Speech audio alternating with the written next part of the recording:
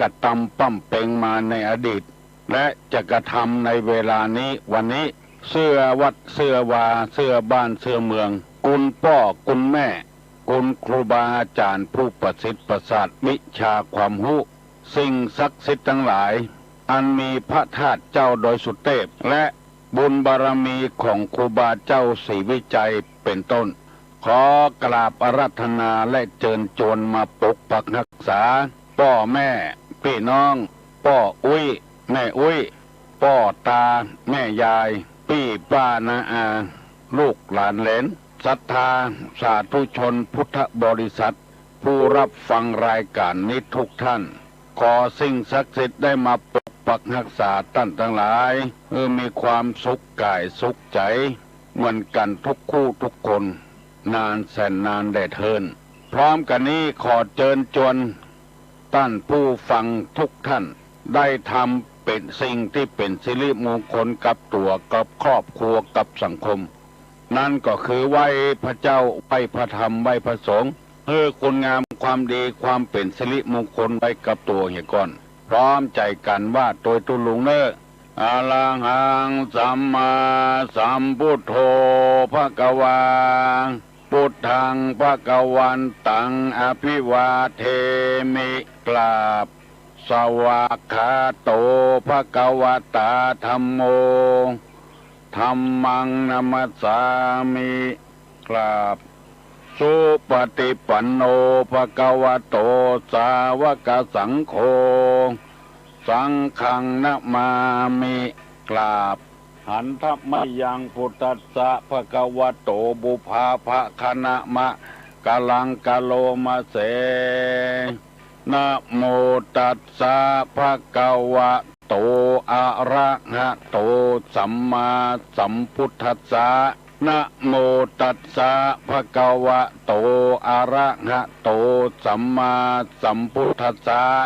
นะโมตัสสะภะคะวะโตอะระหะโตสัมมาสัมพุทธัสสะ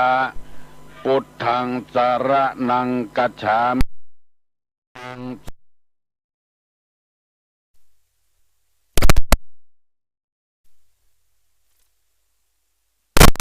พุทธังสรณังคัจฉามิตุติยัมปิธัมมังสรณังคัจฉามิตุติยัมปิสังฆังสรณังคัจฉามิตติยัมปิพุทธังสรณังคัจฉามิตติยัมปิธัมมังสรณังคัจฉามิตติยัมปิสังฆังสรณังคัจฉามิอิติปิโสภะคะวาอะระหังสัมมาสัมพุทโธวิชชาจารณะสัมปันโนสุขโตโลกาวิทูอนุตตโรปุริสะธรรมสารถิสัทธาเทวะมนุษย์สานังพุทโธภควาติสวากขาโตภควตาธัมโมสันติทิโกอาการิโกเอหิปัสสิโกโอปัญญิโกปัจจัตตังเวทิตโพวินโยหิติสุปฏิปันโนภควโตสาวกสังโฆโอโจปฏิปันโนภควโตสาวกสังโฆญาญะปฏิปันโนภควโตสาวกสังโฆสามิจิปฏิปันโนภควโตสาวกสังโฆญะติตังจัตตาลิปุริสายุคานิอัฏฐปุริสาปุคลาเอสะภควโตสาวกสังโฆอาหุไนโยปาหุไนโยทักขิไนโยอัญจริกาลนิโยอนุตตะลังปุญญเขตังโลกัสสาติกราบหนึ่งกราบสองกราบสามต่อนนี้ไปจะได้นำเอาสุภาษิตโบราณและพุทธภาษิตในทางพระพุทธศาสนามาเสนอให้ พี่น้องผู้รับฟังรายการทุกคนทุกท่านวันนี้เป็นวันปากปีตามประเพณีปืนบ้านปืนเมืองของเฮาคนเฒ่าคนแก่จะได้นำเอาสตวงใส่เครื่องใน12อย่างกล้วย12แก่นแล้วก็อ้อย12กีบแกงส้ม12แกงหวาน12ข้าว12ก้อนมากปูมากแลมปูแลมมูลีเมี่ยงอย่างใน12หูบคนหูบจ้างหูบม้าตามเปิงใจที่เฮาปั้นเอาได้เอาไปวัดไปฮื้อตุเจ้าโอกาสปู่จาสะเดาะเคาะสะเดาะภัยเคาะปีเคาะเดือนเคาะวันเคาะยามเมื่อตุลุงเป็นตุหนุ่มๆมีแม่เฒ่าอยู่ในบ้านศาลานี่3-4 คนปากันมาปูจาวันปักปี5 โมง 6 โมงก็ปากันมาละเอาเสื้อเอาผ้าคนที่อยู่ในบ้านมาตยพอปูจาเสร็จแล้วก็เอาเสื้อน่ะใส่ลงสตวงแล้วตุเจ้าก็ปูจา เป็นการปูจาวันปักปีบ้านใดที่มีเต้าตั้ง4ประจำเปิ้นก็จะด่ากลัวปูจานไปปูจาเต้าตั้ง4วันปักปีเสร็จแล้ววันนี้นี่อย่างอื่นจะเป็นเนี่ยอย่างจะเมียเนี่ยอย่างเดียวก็คือตั้งหน้าตั้งตาไปดำหัวเมื่อตะวันนี้ดำหัวคนเฒ่าคนแก่ตามใกล้บ้านวันนี้จะไปไปหาพ่อผัวแม่ผัวไปหาพ่อเมียแม่เมียไปหาหมอที่เปิ้นเคยยุกเคยยาเฮาแล้วก็ไปหาครูบาอาจารย์ที่เฮาเคารพนับถือสุดแล้วแต่ที่เฮาจะไปคนใดมีบุญคุณกับเฮาการดำหัวตะกอนก็มีผ้าผ่อนต้นสบายมีผ้าขาวม้าเหี่ยมีเสื้อก็เสื้อพ่อเมืองบางทีก็มีเตียวบางทีก็มีผ้าสิ้นแม่อุ้ยนุ่งบางทีก็มีข้าวแคบข้าวแตนติดแป้งมาเอาไปดำหัวคนเฒ่าคนแก่ที่เฮาเคารพนับถือที่มีบุญคุณกับเฮาการปฏิบัติอย่างนี้ฮ้องว่าปฏิบัติธรรมนิมิตตังสาธุรูปานังกตัญญูกตเวทิตาแปลว่าคนใดหูจักบุญคุณของคนที่ทำกุลมาให้เฮาแล้วตอบแทนบุญคุณของเปิ้นเอาน้ำขมิ้นส้มปล่อยไปหดตินหดมือให้เปิ้นบาปที่เฮาทำมาด้วยกายด้วยปากด้วยใจมันก็จะอันตรธานไปอันนี้เป็นกรรมเชื่อทางคำโบราณคนเก่าคนแก่แล้วก็ประยุกต์กันในพุทธศาสนาเรียกว่ากตัญญูกตเวทิตา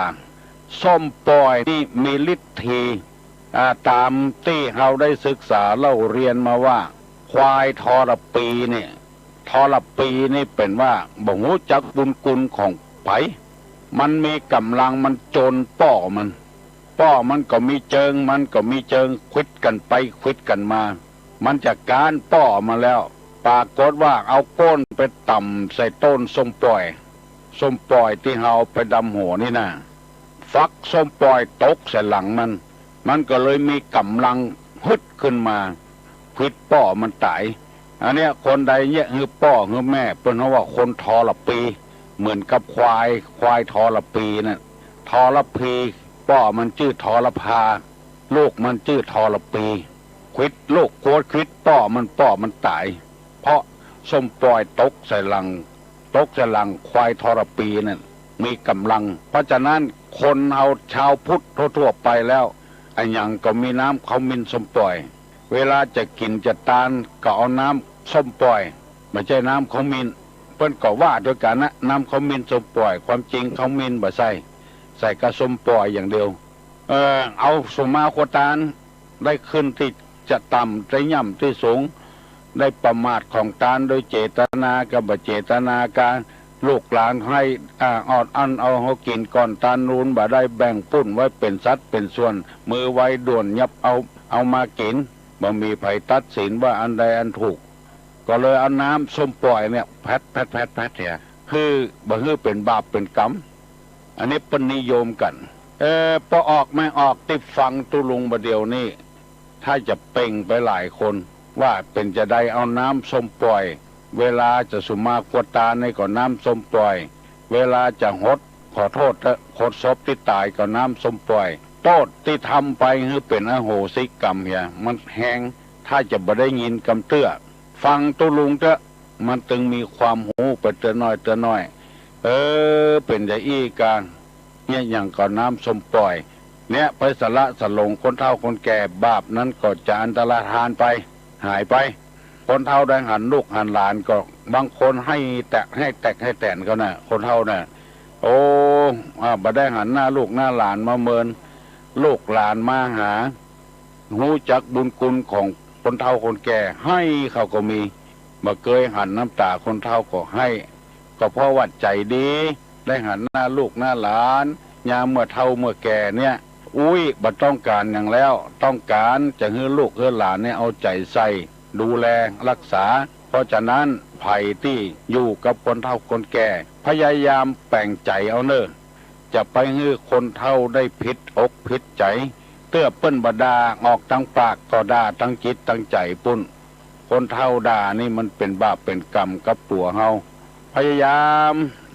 มันต้องมีคนเฒ่าตุลุงก็มีมันขี้จมขี้แซมเตื้อเขาเกิดได้เขาก็ย่างเหี้ยคนเฒ่าบางคนนี่บ่ย่างจมอยู่แบ้มกันลูกหลานตั้งไก่มาซอเขาบ่ได้กินอย่างกับเขาเอาซ่อนกินลักกินก่อนสู่บ่มาหาแม่บ่ได้กินอย่างลูกหลานอยู่ตั้งหลังซับประกอบเขาใส่คนเฒ่าขี้แซมคนเฒ่าสับปะรีอยู่กับลูกกับหลานถึงวันกินกับลูกกับหลานไปซอเงือลูกหลานไก่อันเนี้ยเพิ่นฮ้องกันว่าพี่น้องไก่กินของฝากพี่น้องไก่กินสร้างมองไปดำหัวเห็นเด้อไผ่ได้พิษน้องคลองเทียงกับไผ่ก็สุมากะละวะกันเนี่ยคือมันหมดวันปากปีปากนี่ก็เป็นที่หูทั่วไปอย่างมันเข้าที่ปากนั่นนะด่าก็ที่ปากนั่นนะแซมก็ที่ปากนั่นละลุบลายหายสูญไปเหียบ่ถ้าเป็นกรรมเป็นเวรเนี่ยกับกันเป็นหนี้เป็นสินกันไปคล้ายๆก็เป็นหนี้นะเอาไปใส่หนี้ใส่สินเนี่ยหมดเรื่องไปหมู่นี้เป็นต้นได้รับบุญคุณกับไผรู้สึกว่าคนนั้นเป็นคนดีนะถ้าหูจักบุญคุณนะแต่ก่อนเพิ่นยังเอามีดเอามุยเอาอย่างเครื่องมือนะเอามาดำหัวโลกคนก่อนนะเครื่องมือหากินนะเอามาดำหัววันปากปีเนี่ยเอาน้ำขมิ้นคนปล่อยพระอย่างเอาได้กินกระเปิ้นเป็นข้องเป็นแซะเป็นจำมือเนี่ยว่าน้ำขมิ้นคนปล่อยเขาพระได้หากินกระเปิ้นเหือข้ามน้ำนี่ก็เปิ้นเอาน้ำขมิ้นคนปล่อยพระอย่างรถยนต์รับจ้างนี่ก็เหมือนกันดำหัวรถยนต์เนี่ยเป็นจ้างเป็นม้าเป็นงัวเป็นควายเปิ้นดำหัววันปากปีเนี่ยอันนี้นำมาเสนอให้พี่น้องทั้งหลายได้หูเครื่องมือที่เอาหากินเนี่ยเอาได้อยู่กับมันกินกับมันก็เพราะมันบ่มีมีดบ่มีมุ้ยบ่มีเลื่อยบ่มีซิวบ่มีขัดแจที่อันซ่อมรถซ่อมรางกันมีมันก็บ่ได้กินเนี่ยเปิ้นว่ามันมีบุญมีคุณคนอย่างนี่เป็นคนใจอ่อนรู้จักบุญคุณของพ่อของแม่ครูบาอาจารย์สละสลงไปเด้อเนอวันนี้ตุลุงจะได้นำเอากรรมโบราณที่เปิ้นว่ามันตายหลังด้านขี้ค้านตายหลังหักมันตายหลังด้านขี้ค้านตายหลังหักมันก็ตายขี้ค้านก็ตายกรรมนี้หมายความว่าจะใดคือแบบเนี้ยเนี่ยการนักล้ำไปจนตั้งพอด้านพอโพดดุกแทดดุกถูกแดดถูกฝนมันมาเผามาผ่านตั้งหลังเป็นแอวกดแอวกล่องไปอย่างอันนี้หลังด้านคนเฒ่าบางคนนี่อยู่บ่ได้เฮ้ยบ้านศาลานี่ก็มีบ้านไหนก็มีบ้านปะควายก็มีบ้านปากแงะก็มีบ้านพระเจ้านั่งโกนก็มีสันเมืองก็มีบ้านหน้าค่ายก็มีพันนอนก็มีป่าหวกแม่หยวกบ้านต้อเมืองลังมีกูบ้าน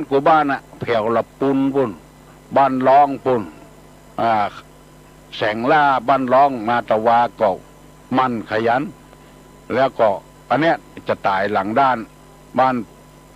ดงปะคอยบ้าน ดอนแก้วหนองฟานศพสาบปุแม่สาหลวงแม่สาน้อยหลังด้านไปหลายคนคือมันมาย่างกันมันตายหลังด้านขี้ค้านตายหลังหัก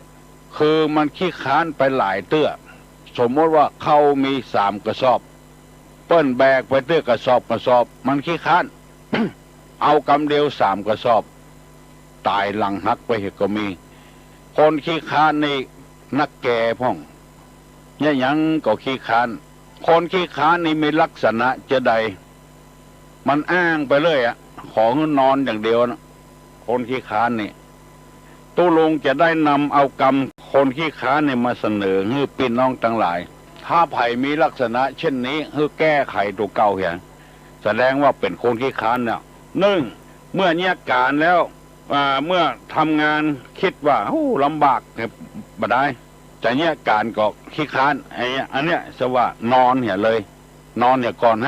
บ่เนี่ยการเรื่องมันนักทุกเกี่ยวบ่ได้ก็นอนละอันนี้เปิ้นฮ้องว่าคนเกียจค้านละจะเอานอนอย่างเดียวบ่เจ็บบ่เป็นอย่างนะอ้างนอนละอันนี้ก็ตุลงก็บ่สบายใจกับตัวเก่าเพราะว่านอนไปนักเพราะว่ามันนักนั่งเมินมันเจ็บแอวนะคนเป็นโรคไตนี่เจ็บแอวอันนี้มันบ่เป็นอย่างสักอย่างเมื่อเราทำงานก็จักลำบากกายทุกข์จะบ่ได้นอนให้ดีกว่าอันนี้เรียกว่าคนขี้ค้านจะแยกการอย่างบ่ไปเถอะขอนอนให้ก่อนเถอะคือสำนึกตัวว่าอันนั้นคือคนขี้ค้านล่ะลักษณะของคนขี้ค้านล่ะบาลำใหญ่ขี้ค้านออกดอกขี้ค้านออกหน่วยเสี่ยงปุ๋ยเห็นบ่ได้มันมีประโยชน์กับบ้านกับเมืองเขาก็ตัดเอาแปลงหลวบ่ม่วงบ่หน่วยบ่นาวบ่หน่วยบ่โอบ่หน่วยมันขี้ค้านหน่วยมันเหมือนเขาก็ตัดละคนขี้ค้านนี่จะอ้างว่าอย่างเงี้ยตุกกายเห็นบ่ได้นอนให้ก่อนเถอะคนขี้ค้านจะมีลักษณะเช่นเนี้ยภายเป็นคนลักษณะเช่นนี้มักนอนเนี่ยหูตัวว่ากำลังเป็นคนขี้ค้านละ2เมื่อเราทำงานลำบากกายแล้วปวดเนื้อปวดตัวนอนเนี่ยกำอันนี้ก็เรียกว่าลักษณะคนขี้ค้านจะแยกการก็ว่าลำบากนอนเนี่ยก่อนแยกการไปได้น้อยนึงก็ว่าปวดนั่นปวดนี้นอนเนี่ยก่อนอันเนี้ยคือคนขี้ค้านคือจำไว้เถอะตัวเขาเนี่ยกำลังขี้ค้านละอ้างหันอ้างนี่3เมื่อเราเดินทางก็จะลำบากมาเตียวเถอะบ่ไปเถอะนอนเนี่ยก่อนอันนี้ก็ว่าคนขี้ค้าน4เมื่อเราเดินทางลำบากกายแล้วปวดหันปวดนี่ปวดน่องปวดขาขอนอนเนี่ยกำเถอะอันนี้ก็คนขี้ค้าน5เมื่อเราไปเสาะว่าหากินเข้าไปแพะไปป่ากาไปรับจ้างกาข้อที่5เนี่ยจะไปก็ว่าลำบากกายกลัวไปเสียเวลานั่นนะนอนดีกว่าอันนี้ก็คนขี้ค้านแล้วก็ข้อที่6เมื่อไปเสาะว่าหากินแล้วพอได้สตางค์มาแล้วบ่ไปละไปเลยไม้กาไปบกสวนกาได้สตางค์มาแล้วอ้างปวดหันปวดนี่บ่ไปเนี่ยการอันนี้ฮ้องกันว่าคนขี้ค้านนอนให้ดีกว่าข้อที่7เจ็บเป็นน้อยๆมหาบดีเนี่ยการได้อยู่แบบนี้ละอ้างว่าเจ็บหันเจ็บนี่ทั้งที่บ่ปลดเจ็บตะใดอ้างไปเลยอันนี้ก็ฮ้องว่าคนขี้ค้านนอนข้อที่8มี8ข้อวันนี้นะหายเจ็บหายป่วยแล้วแต่ร่างกายยังบ่สมบูรณ์เด้อยังอ่อนยังเพลียอยู่แบบนี้วิทยาการละมีข้ออ้างเอาไปนอนเนี่ยถึง8ข้อเนี่ยเปิ้นว่าคนนั้นเป็นคนขี้ค้านในภาษาไทยเปิ้นว่าอย่างนี้เมื่อเราทำงานลำบากกายอย่ากันนั้นเลยเรานอนดีกว่าจะเนี่ยการก็กลัวลำบากกลัวเจ็บกลัวเป็นจะขึ้นต้นไม้ก็จะบกให้บกสวนกลัวลำบากกลัวจะขึ้นต้นไม้กลัวตกต้นไม้อย่าบกสวนก็กลัวเขาบกเขาตินจะตัดไม้ก็กลัวมีดเข้ามือจะจักตอกก็กลัวมีดเข้ามือกลัวเสี้ยนปักมือหูเนี้ยลำบากกายเมื่อเราทำงานก็จะลำบากกายเรานอนดีกว่าอันนี้คือคนขี้ค้านเราได้ทำงานและลำบากกายแล้วลำบากมานานแล้วอยากกันนั้นเลย เรานอนดีกว่าอันนี้เป็นกรรมไทยนะเมื่อเราไปรับจ้างเขาลำบากกายเปล่าๆไม่ไปดีกว่านอนดีกว่าข้อที่สี่เราได้ทำงานมาพอมีเงินมีทองแล้วไม่ไปแล้วนอนดีกว่าอันนี้ก็คนขี้ค้านเฮาไปสว่างหากินได้ทรัพย์สมบัติมาแล้วบอกควรทำการทำงานต่อไปก่อนนอนข้อที่หกเราได้ทรัพย์สมบัติมาพอประมาณแล้วเหนื่อยกายพอแล้วไม่ควรทำงานแล้วอย่ากันนั้นเลยนอนดีกว่าข้อที่เจ็ดเจ็บป่วยนิดๆหน่อยๆอ้างว่าปวดโน่นปวดนี่ไม่ทำงานนอนดีกว่าข้อที่แปดเราหายจากป่วยแล้วแต่ยังปวดนิดๆหน่อยๆไม่ไปทำงานอันนี้เปิ้นฮ้องกันว่าคนขี้ค้านนอนดีกว่าภัยมีลักษณะเช่นนี้ตุลุงนำมาเสนอให้พี่น้องทั้งหลายฟังบัดได้ว่าให้ไผ่เนอะบางคนอย่างอันอย่างอี้เฮาบัดได้ว่าให้ไผ่แต่ว่านำมาเสนอเหมือนกับเปิ้นเอาสินค้ามาขายนะกะเฮาไปกาดไปลีนะกะลีเป็นกาดเป็นลีนี่เป็นกรรมลีนี่เป็นกรรมของพม่ากรรมของเงี้ยวเขาก็เลยว่าไปกาดไปลีไปกาดไปลีนี่เป็นกรรมเงี้ยวนั่นแหละงดตัวอย่างนะเอามาอู้หูฝันฟังกันเลยไปกาดไปลีไปหันเปิ้นขายกะปิน้ำปลาเกลือเฮาบ่สนใจเฮาก็เอาเนี่ยเฮาถ้าสนใจอันใดเฮาไปซื้ออันนั้นเฮาก็เอามาเหมือนกับธรรมะที่ตุลุงนำมาเสนอมาบรรยายให้พี่น้องวงศาคณะญาติทั้งหลายฟังเนี่ยถ้าไผบ่ชอบก็บ่ทว่าอย่างกันถ้าไผชอบก็นำเอามาคิดมาใจเหี่ยคือพิจารณาตามเนี้ยว่าเฮาเป็นคนขี้ค้านกับเป็นคนมันกะเอานอนเป็นประมาณน่ะจักอูลูกยังบ่รับเพื่อแม่รับไปละคนพอดแล้วลูกมันให้คำอูปล่อยให้แวอ้างสะปะสะปืนอย่างเขาว่า ไอ้สมสุมานะเมียมันขี้ค้านลูกมาเมื่อเจ้าไอ้สม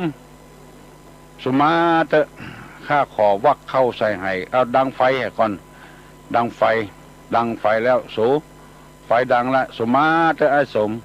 ขอเอาหม้อนึ่งตั้งให้ข้ากำเตะเนี่ยเราตั้งเอาหม้อนึ่งตั้งก็เดียวทำละสุมาไอ้สมขอสะเข้าข้ากำเตะช่วยข้าเข้ากำเตะช่วยเข้าแล้วสูช่วยเข้าแล้วสุมาเตะไอ้สมขอเข้าใส่ไหให้กำมอ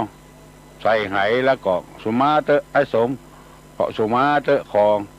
เฝ้าให้เข้าข้ากำมอเนี่ยไอ้น้อยมันมารับเตื้อสุมาพุทธเปเสียงจนปดให้เข้าจนเอาใส่กล่องเรียบร้อยหมดแล้ว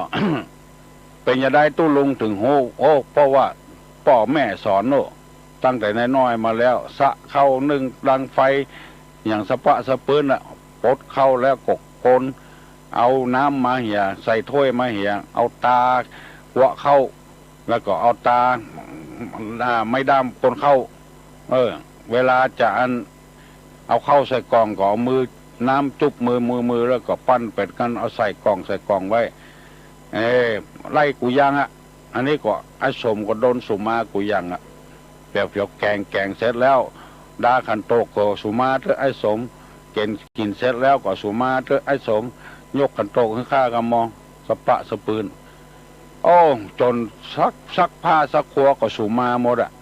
ไอ้สมซักหมดอ่ะตอนจะร้อนนี่ก็สุมาเถอะไอ้สมก็ร้อนผ้ากำเถอะเนี่ยเมื่อลูนปุ่นปลายมาเนี่ยจะได้ร้อน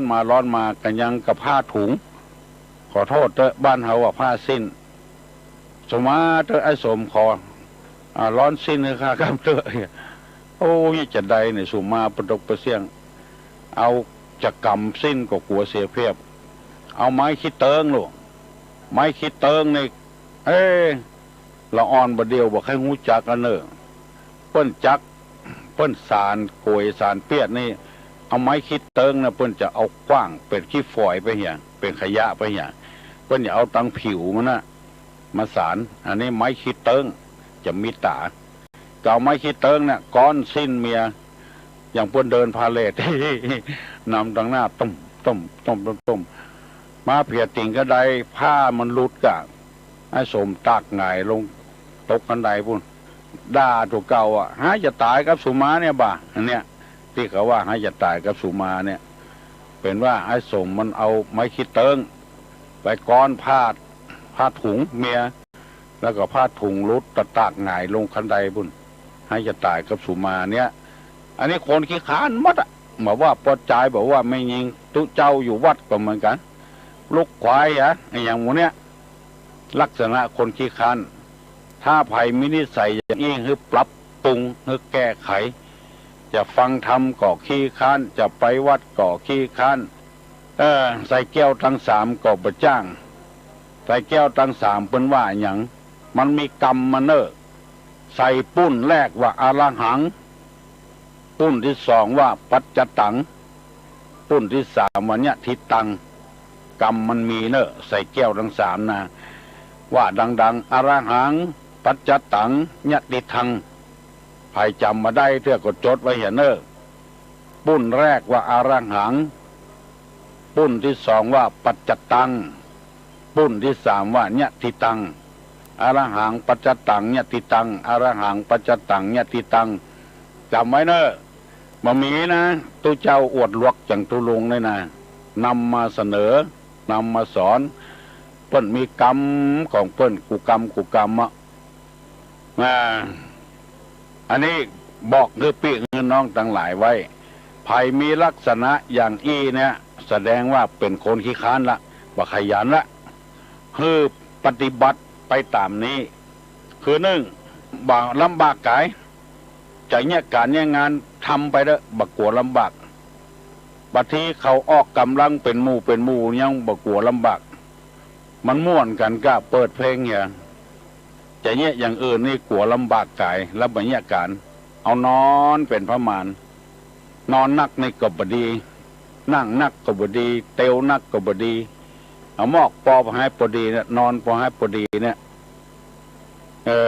นอนไกวอู้ลูกยังมารับแม่มันขนพอดละหมูนี้เป็นต้นจะไปลำบากกายธรรมชาติสร้างให้มันมาเนี่ยการตั้งกายเนี่ยทำไปพี่น้องทั้งหลายเป็นที่น่าสรรเสริญน่ายินดีอยู่หนึ่งคือว่าคนงานต่างดาวเนี่ยมาเนี่ยการบ้านเฮาวันร้อยซาวยังสูงกว่าวัน150คน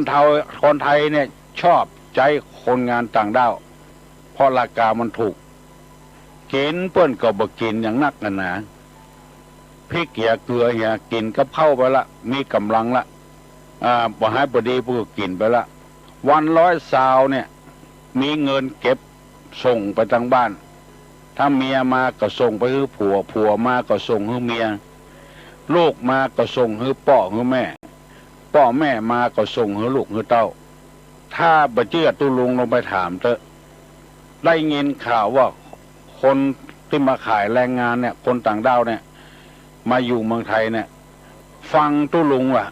ปากันฟังอันนี้มันบ่ใช่ต่างด้าวตัวใดบ่ใช่มันอยู่เขตพม่าแต่ว่าเปิ้นในเป็นคนเนี่ยต่ำใกล้ๆบ้านเฮาเนี่ย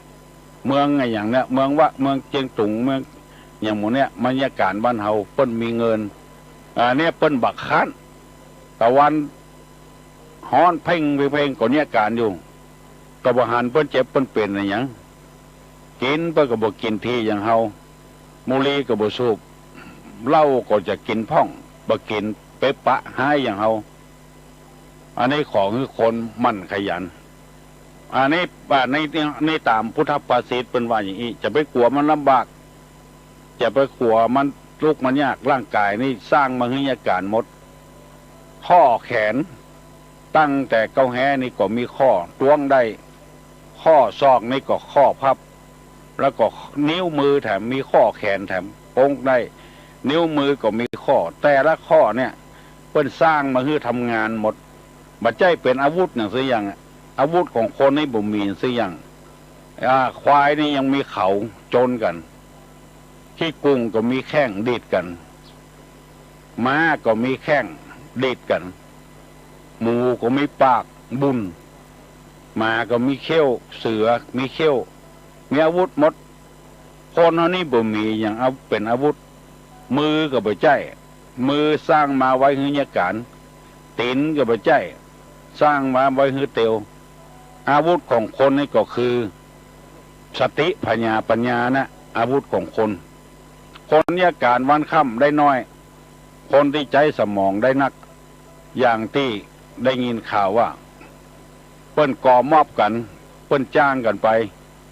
เปิ้นฮื้อคนร้อยหัวหน้าคิวเอาไปเหี่ย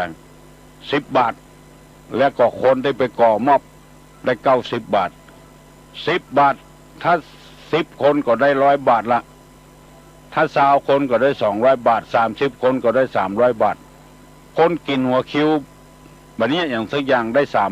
300คนไป30 คนได้คน90 บาท90 บาทเพราะเขามันใจสมองใจมันสมองเป็นอาวุธเพราะฉะนั้นอย่าไปลืมว่าคนเขามีตีนมีมือเป็นอาวุธอย่าไปคิดว่าอย่างนั้นนักปราชญ์อาจารย์เพิ่นว่าอาวุธของคนก็คือมันสมองคนที่มีมันสมองเนี่ยรวยเว้ยแล้วก็จนเว้ยตัวเหมือนกันเพราะฉะนั้นตีนมือเนี่ยใจไปจะไปอ้างว่าปวดหั่นปวดนี่มันถึงมียารักษาโรคอยู่คนลักษณะเช่นนี้เป็นคนมัน2เมื่อได้ทำงานลำบากกายแล้วก็อย่าไปนอนมันฝึกไปมันถึงคล่องไปคนเดียวเมื่อหดทีนี่จะมีน้อยปวดหั่นปวดนี่เงินมันเกยไปมันก็จะหายไปเพื่อแก้ด้วยวิธีเนี้ยเมื่อเอาเตียวตังจะเตียวตังกับบ่เตียวลำบากเอารถไปรถทิพย์ก็ลำบากเอารถเครื่องไปหมู่เนี้ยมันย่ามไปเห็นแล้วเตียวบ่ได้แล้วเพราะฉะนั้นบ่ให้พอดีเสี่ยงกันน้ำมันรถก็เตียวไปในบ่ฮื้อใจจ่ายสุรุ่ยสุร่ายเมื่อเตียวไปแล้วอ่อนไปให้พอดีเตียวไปแถมมันเข้ามันก็จะหายไปคนเดียวมันคล่องมันชำนาญไปแล้วเมื่อเอาไปรับจ้างมันบ่ได้จะไปฟังนอนเถอะไปแถมเมื่อไปได้ไปแล้วเหนื่อยกายก็ไปแถมเหมือนเข้าก็ได้คนเดียวเมื่อได้ของมาแล้วเฮือเอามาแถมจะไปฟังนอนกินนั่งกินเถอะเจ้าบ้านเจ้าจองไผ่ก็ตามเถอะได้แล้วได้แถมมันเปาะบางรายนี่ได้สตางค์มาแล้วครับเงินเดือนมาแล้ว2 วันแรก3 วันแรกต้นเดือนบอกไปเถอะสตางค์พอจะหมดไปแถมมันเหมือนกับน้ำที่อยู่ในหม้อตักไปเรื่อยๆมันบ่ออกมันเหมือนน้ำในบ่อนี่มันออกบ่อมาแถมมันไผ่มาตักมันก็ไม่แห้งสะเตื้อเป็นห้องน้ำบ่อจุ่มทรายคนเฮารายได้ก็เหมือนกันได้แล้วมันนอนกินเนี่ยบรรยากาศงานแล้วมันบ่มีอย่างมาตุ้มมาเหมือนน้ำออกบ่อเหมือนกับน้ำอยู่ในหม้ออยู่ในหม้อนี่ตักออกเท่าใดมันก็เสี่ยงตัวอันรายได้ของเฮามีเท่าใดก็พยายามให้มันได้แถมเพิ่มเติมเสริมต่อขึ้นมาแถมการศึกษาเล่าเรียนก็จะไปย่างดูหนังสือไปอ่านหนังสือไปเมื่อเจ็บเป็นมาให้พอดีเนี่ยการได้ก็เนี่ยการเหียเมื่อหายจากเนี่ยการแล้วพอจะไปได้ก็ไปเนี่ยถ้ามันย่างคือมันหายมิตรจะก้อยไปมันไม่ได้อันนี้ตูลุงนำมาเสนอเนอะวันปากปีวันนี้นะลองพิจารณาพอเถอะจะไปเป็นคนขี้ค้านยะการมันตายหลังด้านขี้ค้านตายหลังฮักวันนี้ตูลุงจะถามปัญหากับละอ่อนเนอะคนใหญ่ฟังตอบเถอะคือละอ่อนตอบตูลุงจะถามวันนี้วันปากปีก็พระเจ้าขอบคุณตุลุงพระเจ้าที่มีความอุตสาหะพยายามนั่งที่ตุลุงบอกให้สบายก็มาเตะทำให้ฟังที่เจ้าก็ทำให้พี่น้องศรัทธาที่คนสนใจเรื่องนี้เนี่ยมีความรู้แล้วก็กึดได้สักเตือมันก็กึดไปได้พอตุลุงมาต้วงอย่างผสมสุมาเนี่ยก็ตอนนี้ใจหัวแล้วสายก็สุมาเจ้าก็เป็นโคนี่อันเหมือนกันโอ้ย่างเนี่ยเนอะเจ้าก็จับเน็ตเหมือนกันนะโอ้สุมาไอ้สมเจ้าอันนี้เจ้าเหมือนยาแล้วตุลุงไปเนี่ยเนอะ โอ้ป้าใจนี่ป้าใจนี่มีบุญนะเจ้าแล้วเจ้าก็นี่เห็นอย่างคือเจ้าว่าที่นอนเหมือนกันเจ้าไอ้อย่างน้อยก็นอนอ้างอย่างตุลุงว่าสัก3 ข้อ 4 ข้อนี่แต่นี่เจ้าไม่ยากแล้วตุลุงเจ้าเป็นคนดีขึ้นหน่อยยินดีเนอะเจ้าแล้วเจ้าก็อันใครบอกตุลุงว่าเฮาเกิดมาจากนี้เฮาบักกั้นมาอยากแสดงว่าเฮาเคยทำบุญมากับเจ้าโอ้น่ากะเคยทำบุญมาเจ้าบอกเคยก็สตางค์ขาดกระเป๋าเจ้าบอกเคยมีอะไรเจ้าได้เจ้าทำบุญเจ้าเนอะเจ้าเดือนนี้วิทย์แหน่บวิทย์เจ้าก็ทำบุญไปเรื่อยๆทำสี่ถูกข้องฉันเตือก็อย่างว่านะอย่างพระทาที่เคยโทรมาบอกก็รู้ว่าฉันเตือก็โดนที่เจ้าอันสมุดใจเหมือนกันแต่เจ้าคิดว่ามันอีกุโตนเนาะมีกุโตนเจ้าก็รู้ว่าสอนไม่มีคนนั้นว่ะโยมคนนั้นว่าอย่างก็ทิกมันที่เพชรกูแกนถูกใจมากๆเลยเจ้าน่ากะเจ้าขอบคุณทุลุงแตนหมู่ศรัทธาญาติโยมที่กรุณาสละเวลากรุณาอิดอ่อนสอนศรัทธาเจ้าบ้านท่านทุลุงก่อนที่ใครสัมพันธ์ก็ได้แม่นะอันบุญกุศลนี้ก็คงจะกำทุลุงมีอายุมั่นยืนยาวไปเห็นนะเจ้าเนาะเจ้าแล้วก็มันเตะทำอย่างผสมสุมานี่เห็นนะเจ้าจะนี่เจ้ามันยากละทุลุงนั่นแหละเจ้านักราชการขอบคุณทุลุงเจ้าผู้นักษาเนอะเจ้าขอบคุณเจ้าวันนี้ปากปีเนอะเจ้าอู้กันม้วนอู้กันงานอย่าไปพิษไปเถียงกันโอ้มาเจ้าแต่ประเดี๋ยวนี้จะถามละอ่อนนะน้องอามน้องป๊อบน้องบิวแล้วก็น้องอย่างก็ได้นะน้องทิมก็ได้น้องถามละอ่อนนะถ้าว่าถูกใจตุ้ลุงนะตอบถูกใจตุ้ลุงนะตุ้ลุงจะฮื้อรางวัลมาวันใดก็ฮื้อมาอันตุ้ลุงจะถามเนอะตุลุงจะถามเนอะสมมติว่าเขาเตียวตางไปนะเตียวตางไปก็ดีไปบ้านเปิ้นก็ดีเนี่ยเจ้าของบ้านไปอยู่ละสตางไว้หั่นใบปันใบกับใบซาวใบจะเอาอันใดเอาใบซาวใบใบปันใบเปิ้นละไว้เขาใครได้เขาจะเอาอันใดเอาไผ่ตอบได้ถูกใจตุลุงลองตอบมาลองใบซาวกับใบปันไผ่จะเอาอันใดน้องแอมก็ได้น้องบิวน้องอย่างก็ได้ได้ถ้าเป็นละอ่อนนะฮัลโหลครับเอาถึง2 ใบครับเอาถึง2 ใบครับคนใหญ่ได้คนใหญ่ได้ไม่ใช่ละอ่อนได้ละอ่อนเนี่ยอย่างเสียงใหญ่อยู่บ้านไหนมันเกิดอะไรพอเสียงใหญ่นี่ไม่ใช่ละอ่อนเนาะเนนนี่ไม่ใช่น้องพิมพ์บ่ฮื้อเนอะบ่ฮื้อยินดีเนอะบ่ฮื้อสักบาทมันบ่ถูกมันไปแจ้ละอ่อนเอาละถามแล้วไปละเอาถึง2 ใบนะถูกใจละเอาละไว้อย่างนั้นแถมนอกฮัลโหลเขาตอบปัญหาครับปัญหาตู้ลุงครับเอากี่ใบเอาใดจะเอาสักใบครับเขาเป็นของเปิ่นครับโอ้น้องงามเหรอไม่ใช่ครับน้องหยังน้องกอบครับน้องป๊อบกะครับมาเอาสักใบครับแล้วถ้าไปเฮี้ยกลางๆเนาะเอาอันใดเอาอันใดนี่เป็นของเปิ่นผมมาเอาครับมันเฮี้ยนะมันตกเฮี้ยนะมีเจ้าของละมันตกเฮี้ยแล้วถ้าเขาบอกเอาคนอื่นจะเอาใบใดใบปันกับใบซาวครับยังหมดถูกใจด้วยไปใบซาวแล้วอย่างนั้นก็จดทั้งกู้นะกะผมได้รางวัลแล้วเว้ย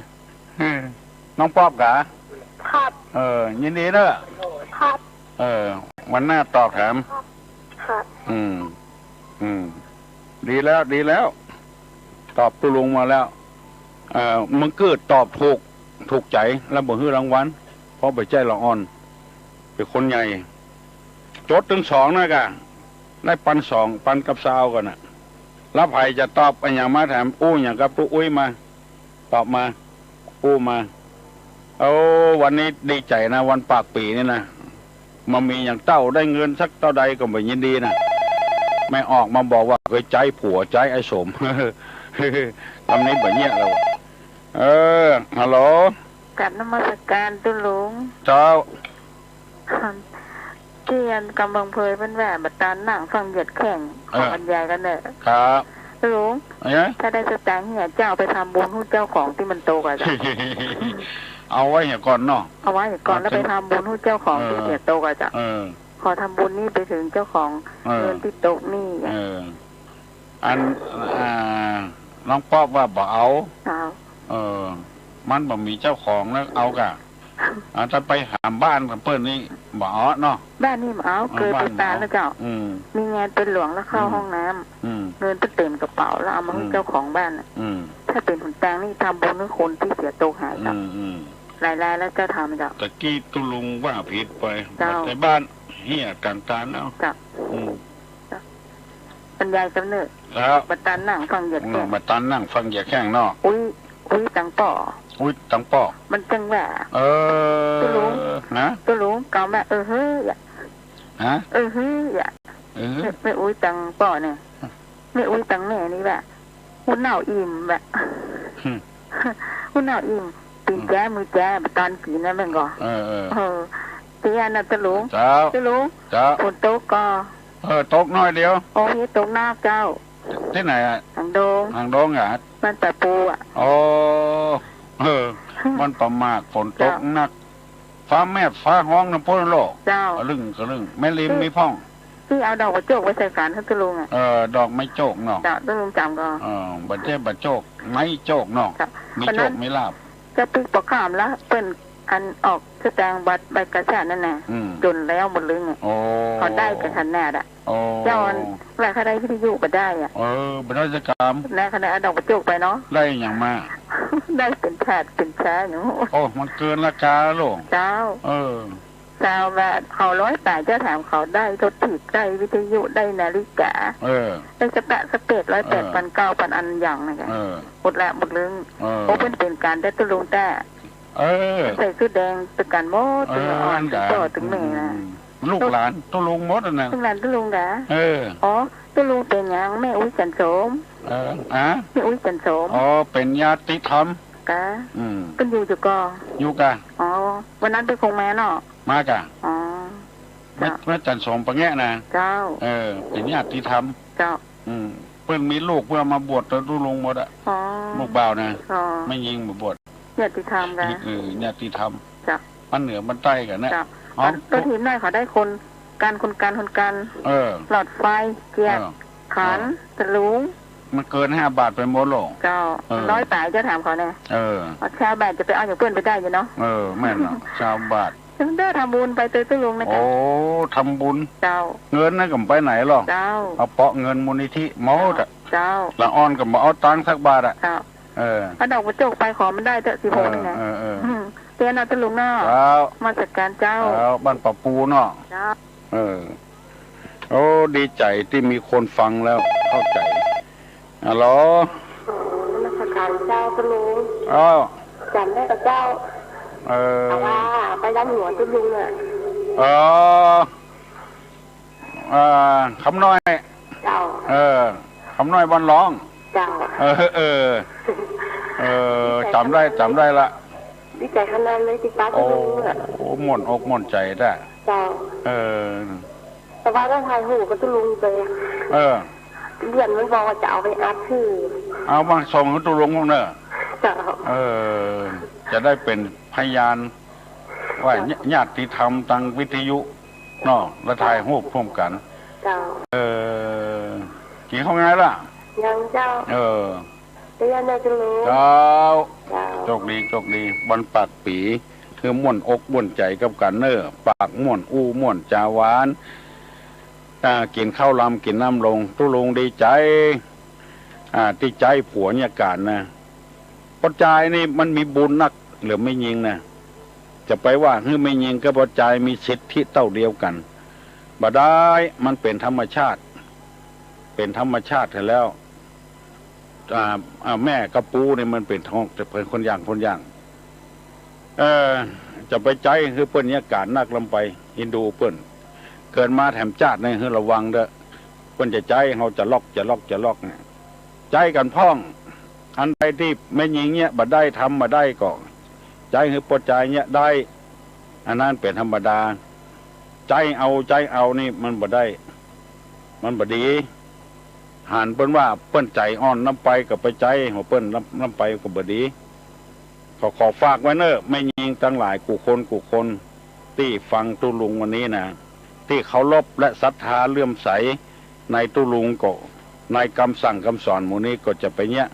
จะไปใจให้ผัวเนี่ยฮะก็เรียกให้อย่าตายกับสุมาเนี่ยบ่ายนะหมอบ่มีไผโทรมาเลยวันนี้นะถ้าอย่าเล่นน้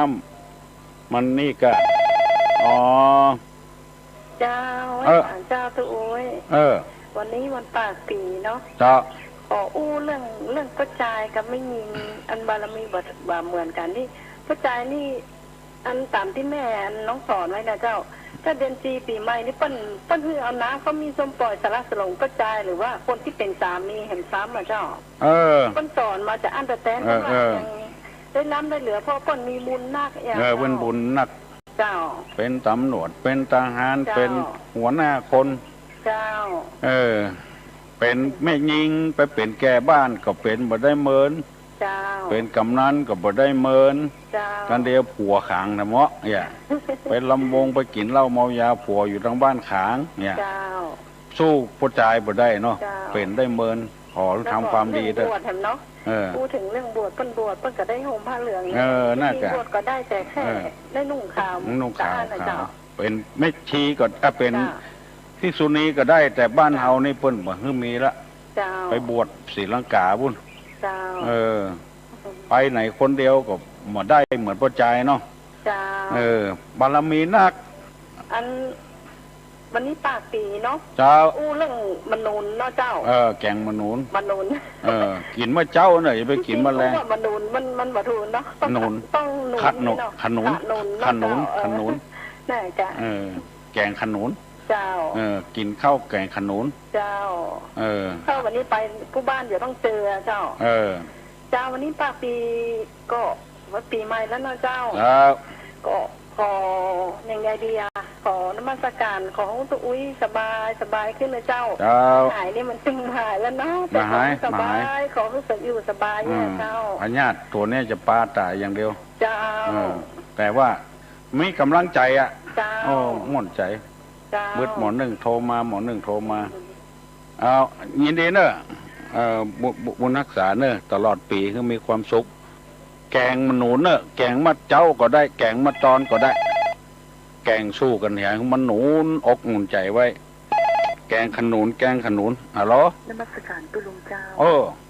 เปิ้นว่าคนใดได้ผัวดีนี่เปิ้นก่อนนอนเปิ้นนึกกราบ3 เตือนแตกเอามวยผม7องค์ตีนเขาลบนับถือกันเคยหันทีวีก่อนเจ้าฟ้าชายไปที่ไหนนะเอาอันอย่างก็ของเพื่อนแฟนของเพื่อนไปตัวแล้วเพื่อนอย่านั่งครับเพื่อนเขาลบนับเก่งถือกันโลดนะไม่ใช่ว่านับได้นับนั่งตัวกันโลเพื่อนเขาลบไปก่อนอันเนี้ยเพื่อนทำเป็นตัวอย่างให้เจ้าบ้านเจ้าเมืองหันนะเพิ่นว่าอย่างก็เวลาจากเคารพน่ะถอนใส่บัวก็ถอนใส่บัวอย่างน้อยแล้วก็นั่งด้วยกันเนี่ยบางทีก็มานั่งทั้งกรรมบอกว่าพระราชินีว่าไผ่เพิ่นสอนกันลูกโรงเรียนราชินีเพิ่นสอนกันลูกไม่ยิงบอกว่าเมียนายพลนายพันอย่างซะยังเพื่อเคารพเราถืออันนั้นแหละก็เพิ่นร่ำเพิ่นโรยเดี๋ยวนี้มันเปียงกันเนาะตัวมันเปียงกันหมดมันก็เลยเคยจานะจ๊ะเคปัวสอนซักสิ้นก็มีถ้าเจ้าได้ผัวดีเนี่ยเจ้าจะแยกแต่เราตัวลุงแต่มันยังเหมือนมีเต๋อเนี่ยกันเจ้านมัสการขอบคุณบุญรักษาเนื้อวันปากปีปากม่วนจ่าหวานอู้กันคนในบ้านในจองจะไปโกเลมังเลใส่กันปากนี่มันคือมันสงบ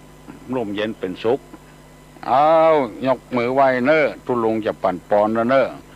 ละอ่อนจะพอได้สปีติโยนะสปีติโยวิวัชชันตุสัพพะโรโควินัสสตุมาเตภวะตนตรายโยสุขีทีคายุโกภวะอภิวาธนสีริสันนิจังวุธาปจายโนจัตตาโลธรรมาวัฏันติอายุวันโนสุขังปะลัง